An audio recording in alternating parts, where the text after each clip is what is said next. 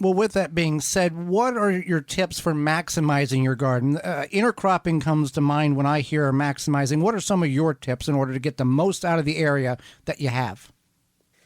Yeah, yes, intercropping, interplanting, that's for sure a huge one. I also really truly believe that, especially in colder climates, we are not starting our growing season early enough. And that very simple thing of starting our garden even 2 to 3 weeks earlier is going to open that space up earlier in the growing season when we have the height of summer and really warm soils, and give you the opportunity to reset that space. So the idea of maximizing not only within a space, but like temporally thinking about how to maximize your space across the entire growing season. And so that really helps you. In order to do that, you need to lean into the crops that do well at those times. So fast growing Asian greens and radishes and arugula and cilantro, and you return to those in the fall again.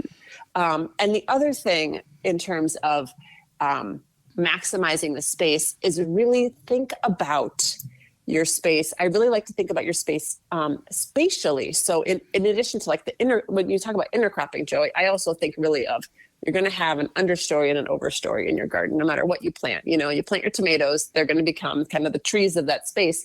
But before they do, the sunlight is really going to permeate the garden underneath it, the soil. And so what could you put there that could grow quickly? Or it's really about matching crops. In terms of intercropping, matching crops that have different maturation rates so that they can both have just the ideal growing conditions, right?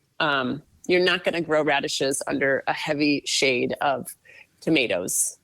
They're just not going to bulb for you, you know? So, and to me, like it's an invitation to explore and play with your seeds and play with your garden and play with your space, because the time that you spend as a gardener in your garden is as important as any book or any YouTube channel or any radio show or any book you're going to read is going to give you. Is really, like, I think you and I would probably both agree, we are here to help people get their hands in the earth and really have those experiences for themselves, because that to me is the ultimate knowledge that someone can gain. Right. We can guide you, but until you have firsthand experience in knowing what your soil or that plant does in your backyard, I can only give you so much and you can only give them so much. They have to experience and learn in their environment how that works.